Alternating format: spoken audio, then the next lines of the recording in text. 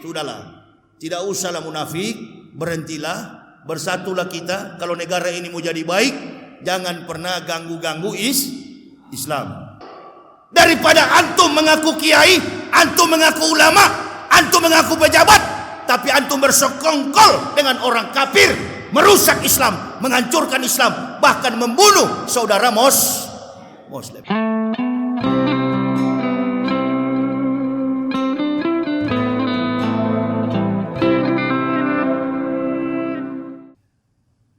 Ma'asyiral muslimin, jamaah masjid, Masjid Al-Ikhlas Kota Pekanbaru, kita saat ini dalam suasana yang sangat memprihatinkan. Apa yang disampaikan oleh khatib, saya bisa menggaris bawahi, mengambil satu landasan pengakuan historik, pengakuan benang merahnya, sejarahnya, dalam satu kesimpulan bahwa kehadiran kita di dunia ini tidak ada lain. Makhluk yang bernama manusia hadir di dunia ini tidak ada lain tujuan kita adalah untuk mengabdikan diri kepada Allah.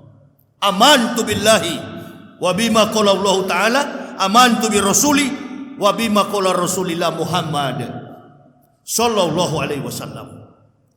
Kalau saya bertanya kepada saudara-saudara, apa Islam itu? Saya sudah membuat satu disertasi, satu temuan. Setiap kali saya bertanya apa Islam itu, jawabannya selalu agama. Kalau saya tanya apa Islam? Agama.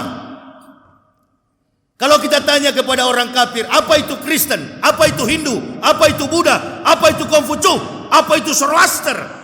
Pasti dia jawab juga agama.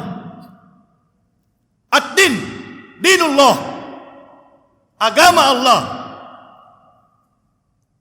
Kalimat bahasa yang disederhanakan di dalam Al-Quran menunjukkan bahwa Islam bukan sekedar agama. Islam lebih daripada itu. Maka Islam tidak bisa disederajatkan dengan agama. Filosofis makna agama. Tadi kata Ustadz di mimbar, filosofis. Hal yang berkaitan dengan kompetensi, kemampuan, lobus parietal, cerebral cortex, lapisan otak besar manusia, dihubungkan dengan konteks keimanan. Apa maksudnya? Hanya orang yang berakal, hanya orang yang mempunyai kemampuan di atas rata-rata yang bisa mendapatkan hidayah di dalam Islam. Ibu bapak, coba bandingkan saudara-saudaraku, orang yang murtad dari Islam dengan orang yang masuk Islam. Beberapa bulan yang lalu, Ustadz, di tahun 2020 yang silam, Presiden Prancis menghina Islam. Bahkan ada warga negara Prancis yang menghina Nabi kita Muhammad sallallahu alaihi wasallam. Kalau orang kafir menghina Islam, tentu ada sebab. Sebabnya apa? Karena di satu distrik, di satu kecamatan, di satu tempat yang ada di pinggiran kota Paris, ada masjid namanya Masjid Sahabah. Masjid Sahabah. Dalam satu hari di Paris 10 sampai 20 orang mengucapkan kalimatullahi la ilaha illallah Muhammad Rasulullah. Itu yang membuat orang kafir benci kepada Islam. Bukan karena orang Islam berbuat maksiat, nggak ada. Agama Islam itu tidak pernah menyuruh umatnya melakukan perbuatan maksiat. Agama yang paling suci, agama yang paling benar, agama yang tidak ada tandingannya di dunia ini. Dinul Haq, dinul Islam. Saya buktikan kepada Bapak Ibu, saudara-saudara, kalau Islam itu agama yang benar. Saya akan bacakan sedikit bagaimana orang kafir, data yang ada berkembang di dunia, bagaimana tingkat kemaksiatan, tingkat kejahatan yang dilakukan orang kafir dalam catatan sejarah yang telah membuktikannya dari kejahatan-kejahatan paling ekstrim di dunia ini. Yang pertama, 10 negara dengan tingkat perampokan tertinggi di dunia. Habib Rizik sekarang lagi sidang. Dia merampok atau tidak? Beliau mencuri atau tidak? Karena orang kafir, orang munafik, bahkan ada orang Islam yang sudah terkontaminasi dengan virus kafir, virus munafik yang ikut membenci Habibana Rizik Syihab. Orang munafik itu lebih kejam daripada orang kafir. Nah, supaya kalau ada munafik di sini, selesai kau. 10 negara dengan tingkat perampokan tertinggi di dunia. Yang pertama, Afrika Selatan, agamanya Kristen mayoritas. South African. Swedia, mayoritas Kristen. Amerika Serikat, ini data salah. Kalau Amerika Serikat bukan Kristen, Amerika Serikat liberal. Ini saya kritisi, tapi memang banyak juga Kristen. Tapi Amerika itu orang Amerika, bukan penduduk asli. Penduduk Amerika itu bukan penduduk asli, semuanya pendatang. Jadi kebanyakan di sana otaknya liberal. Orang Islam ke sana pun bisa terkontaminasi menjadi liberal. Yang keempat, England and Wales. Ini mayoritas beragama Kristen. Yang kelima adalah India, beragama Hindu. Yang keenam, New Zealand, Kristen. Kanada, Kristen. Australia, Kristen. Zimbabwe, Kristen. Denmark, and Finland. Itu semuanya beragama Kristen. Kemudian tingkat pelacuran tertinggi di dunia. Yang pertama Thailand, Buddha. Denmark, Kristen. Italia, Kristen. Germany, Kristen. Prancis, Kristen. Norwegia, Belgia, Spanyol, United Kingdom, Kristen. Finlandia, Kristen. Apalagi? Adakah negara Islam yang begini? Enggak pernah ada.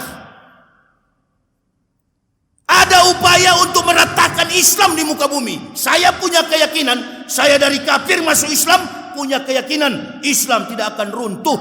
Tapi keimanan orang Islam tidak menutup kemungkinan tinggal nama.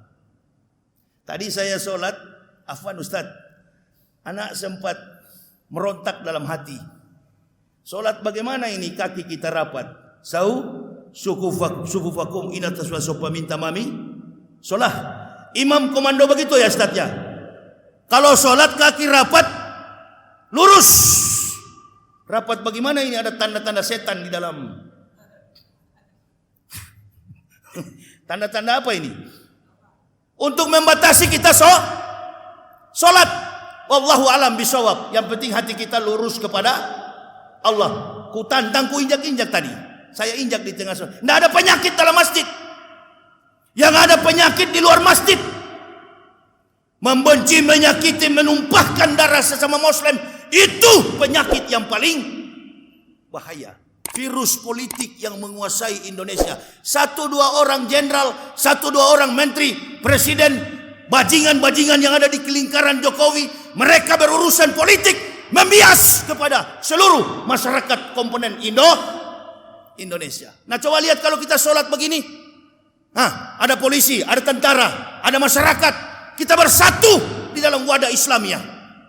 Untuk apa kita mau diadu domba? Jangan mau kita diadu domba. Kita bersatu dalam ukhuwah Islamiyah. Ini cuma kepentingan orang-orang di pusat.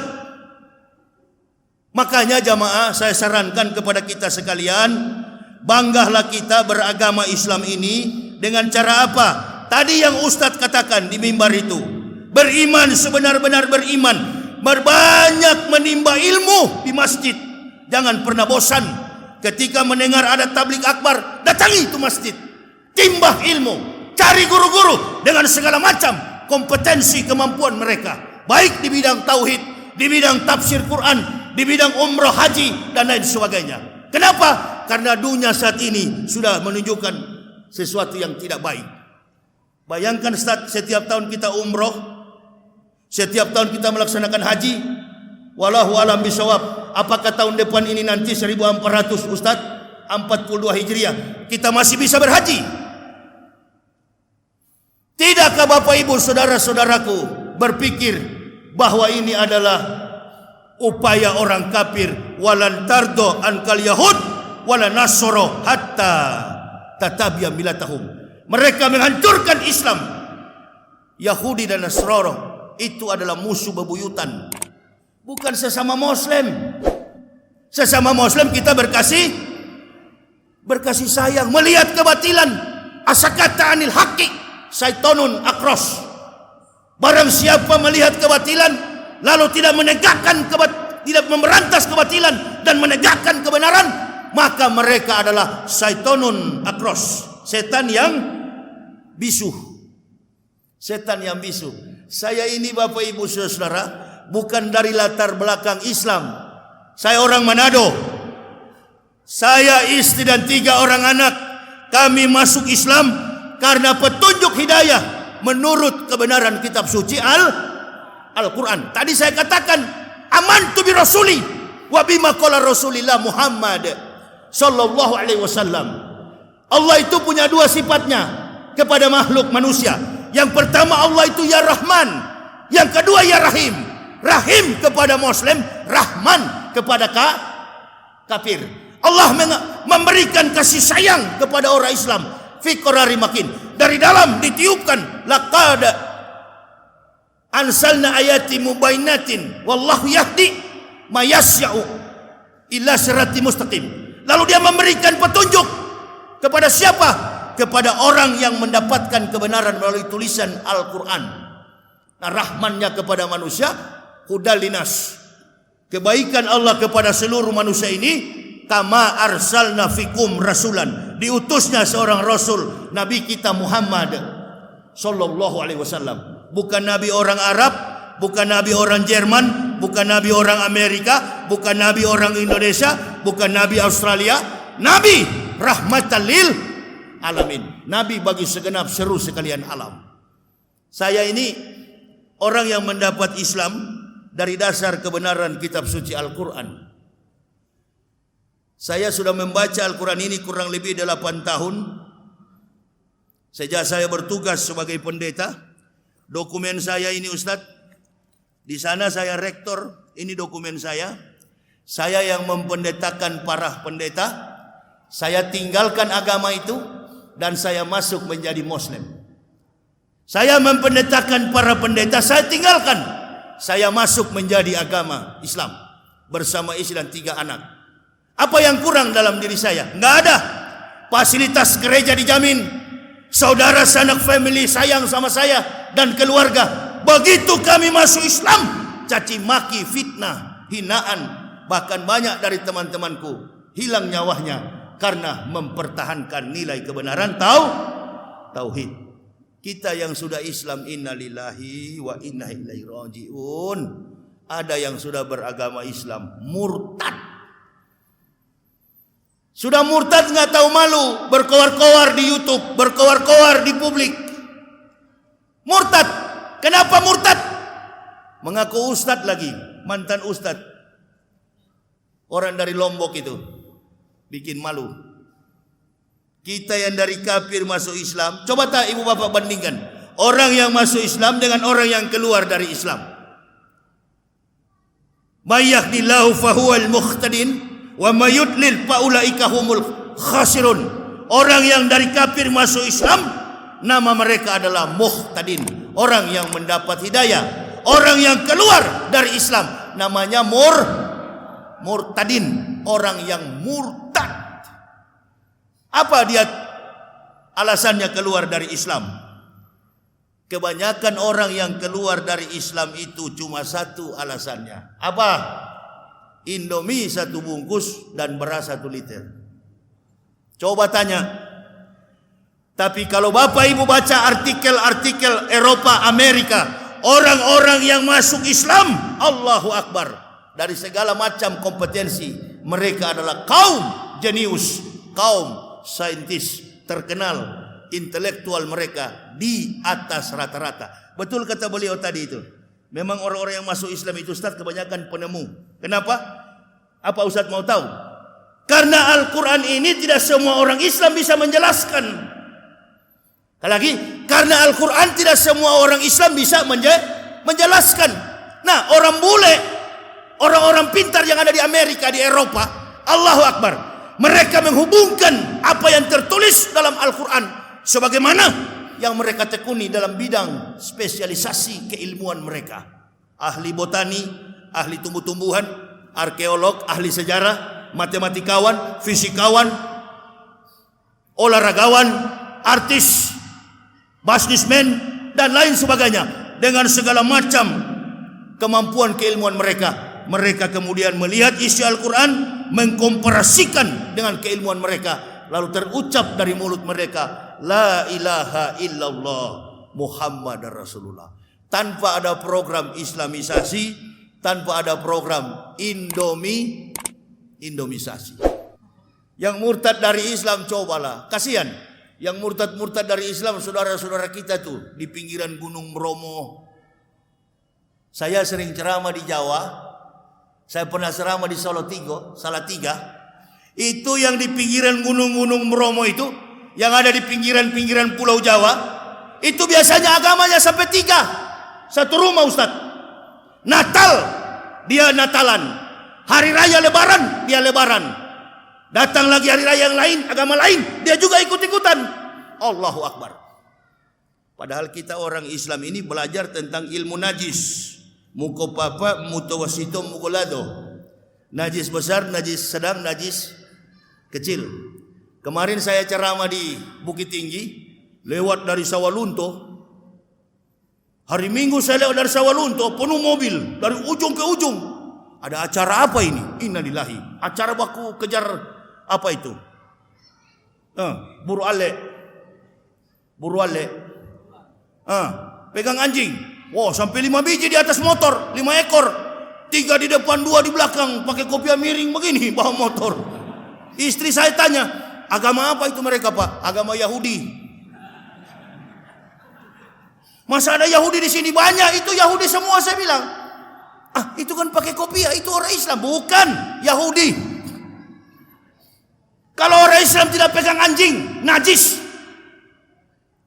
Kok bisa begitu, Pak? Iya, saya tanya kepada teman saya yang datangkan saya. Kok bisa begitu, Buya? Iya, Ustadz, nggak bisa dilarang itu.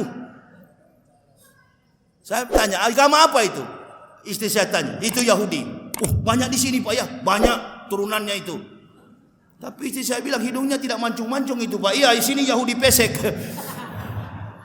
Karena sudah jengkel saya. Apakah itu kita bilang bukan saudara? Tetap saudara. Bagi saya lebih baik begitu. Daripada antum mengaku kiai, antum mengaku ulama, antum mengaku pejabat, tapi antum bersekongkol dengan orang kafir, merusak Islam, menghancurkan Islam, bahkan membunuh saudara Muslim. Masih lebih bagus itu. Itu urusan pribadi, nggak berhubungan dengan maksiat, nggak berhubungan dengan kejahatan.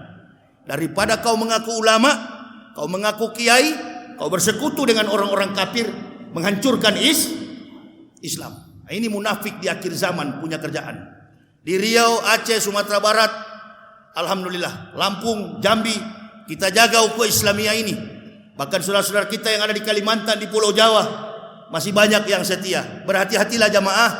Ini keadaan kita di Indonesia ini makin tidak tenang, makin tidak menentu arah politiknya. Kenapa? Karena Islam diupayakan baik secara global, Ustadz, maupun dalam konteks Indonesia. Ada orang-orang yang berupaya untuk melenyapkan Islam di muka bumi. Kita berdoa, mudah-mudahan ini raja yang pengecut ini di Arab Saudi sana, ini Salman ini jadi pemberani. Dia mulai memanggil orang-orang di seluruh dunia untuk datang beribadah nanti di bulan haji dan melaksanakan aktivitas umroh supaya orang-orang kafir sadar. Nggak usah kita takut kalau hanya virus begini. Yang paling bahaya itu yang perlu kita takuti adalah virus munafik. Ya, silakan ibu bapak, saudara-saudaraku. Saya kira ini tidak tahan saya, Ustaz. Saya tidak tahan panas, makanya masuk Islam. Allahu Akbar. Ya, jadi jangan memang tidak tahan panas saya. Itu. Makanya saya masuk Islam. Oh, memang betul-betul kalian ini. Ini lama-lama kugas kalian panitia masjid ini ya. Mau coba kalian sama saya? Rupa-rupanya ada. Jangan takut dengan biaya ini. Mau mentang-mentang kopat-kopit dia takut bayar listrik. Jangan takut. Ini nanti jamaah bayar ini listrik ini. Nanti Allah yang balas bayar. Ibu bapak saudara-saudaraku, saya tidak panjang lebar. Insya Allah ada 2 malam. Besok malam di masjid apa Ustaz? Mukoribin. Jalan mana itu? Panam. Di Masjid Mukoribin. Insya Allah saya sampai tanggal 10 di Pekanbaru. Kemudian 14 ke Rohul. Jadi saya ini sudah 15 tahun berdakwah, berkeliling Indonesia pakai mobil. Nggak ada cerita saya dengan kopat-kopit itu. Nggak saya pakai dari pertama itu. Dari awal saya nggak peduli. Tapi jamaah jangan ikut-ikutan saya, tidak bermasker. Jamaah tetap pakai masker, ikuti protokol kesehatan. Virus itu bukan tidak ada. Ada virus itu, ada. Virus itu ada. Kita tidak boleh takabur. Kita beriman kepada Allah. Tapi setiap orang tentu beda. Orang yang pakai masker itu orang cinta, sayang dan percaya kepada virus. Yang tidak pakai masker itu orang yang tidak disiplin. Seperti saya begini, jangan ikut-ikutan.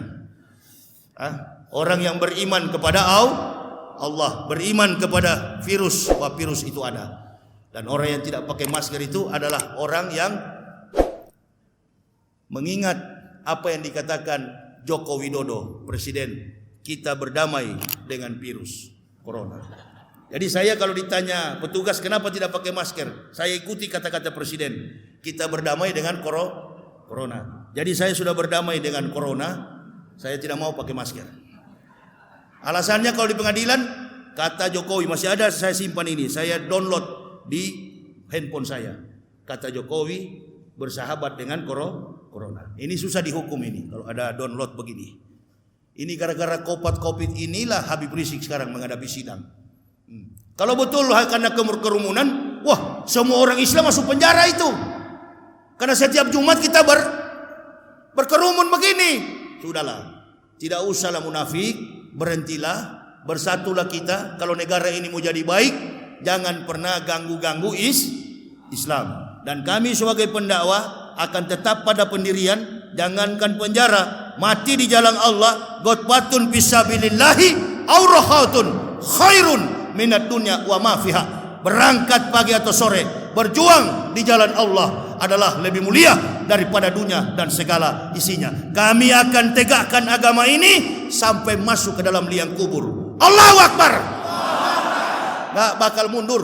Dari tahun 2010 saya berdakwah di Pekanbaru sampai sekarang alhamdulillah dalam keadaan sehat walafiat karena doa jamaah. Doakan kami terus jamaah. Ini saya baru tiba di kota Pekanbaru 2 hari lalu dan sekarang saya berdakwah di sini. Mudah-mudahan penyakit ini, kopat-kopit ini ya, sebentar lagi diangkat oleh Allah. Otak-otak munafik ini dibersihkan semuanya oleh Allah dan kita bersatu seluruh komponen masyarakat Indonesia. Habibana bebas, Habib Rizik bebas. Kendati pun FPI sudah diganti sekarang namanya tentang apa? Saya sarankan semua kita walaupun tanpa front pembela Islam, semua di dalam diri seorang Muslim ada jiwa untuk memperjuangkan agama Islam. Tanpa ada label, tanpa ada lembaga, tanpa ada organisasi Islam manapun, jiwa kita tetap mencintai Islam. Allahu Akbar. Takbir kepada Allah. Kita tetap memperjuangkan agama ini karena ini adalah harga diri. Kalau NKRI harga mati, iman tauhid adalah harga diri. Harga diri enggak punya nilai, jangan dijual-jual. Nah, orang-orang munafik suka menjual harga. Natal jadi security. Jadi security gereja. Karena dilihat baik oleh pimpinan munafik, dijadikan sebagai menteri. Innalillahi wa inna ilaihi rajiun. Lihat ya. Katanya memperjuangkan NKRI harga mati. Kendati masjid dijaga. Jadi satpam. Tidak berapa lama kemudian bertambah jabatan menjadi pejabat. Innalillahi. Saudara Muslim dibenci, kafir dirangkul. Terbalik dunia ini. Nah, kita doakan di penjilat-penjilat ini pemakan-pemakan tai ini. Ustaz, kalau di Islam itu menurut Rasulullah orang begitu pemakan tai kan? Karena Rasul bukan pemakan tai. Kata Nabi SAW, Yang aku khawatir dari umatku, karena mereka mengaku Muslim, yang aku khawatir dari umatku adalah apa yang mereka pikirkan. Apa yang mereka pikirkan hanya makan. Yang masuk dari mulut disimpan ke dalam perut. Itulah harga diri mereka. Tidak lebih dari apa yang keluar dari dalam perut mereka adalah tai. Jadi banyak sekali pemakan tai di Indonesia ini. Kita doakan nih pemakan tai ini supaya umur pendek, cepat selesai, dan digantikan pejabat-pejabat yang cinta kepada Islam, cinta kepada agama ini, karena mayoritas bangsa ini adalah Muslim. Saya kira ini jemaah yang bisa saya sampaikan. Lihatlah Ustaz, masih bertahan mereka ini. Padahal sudah lapar semua ini. Iya, sama. Saya juga sudah lapar sebenarnya. Jadi Ustaz tidak usah lama-lama. Nanti kita ketemu di Al-Muqarribin. Saya memang kalau siang begini tidak tahan panas saya. Itu kalau tidak cepat masuk Islam bukan main neraka saya paling dalam itu. Ya, alhamdulillah sudah masuk Islam, ahlul kitab, tempatnya kata Allah adalah surga. Pendeta-pendeta yang tidak masuk Islam tempatnya neraka jahanam. Walladzina kafaru wa kassabu bi ayatina ulaika ashabun nar khalidina fiha wa bisal masir.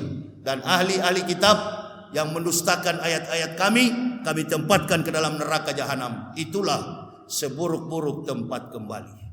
Pendeta yang masuk Islam masuk surga, pendeta yang belum masuk Islam tempatnya adalah neraka jahanam. Ini pendeta jengkel sekali sama saya.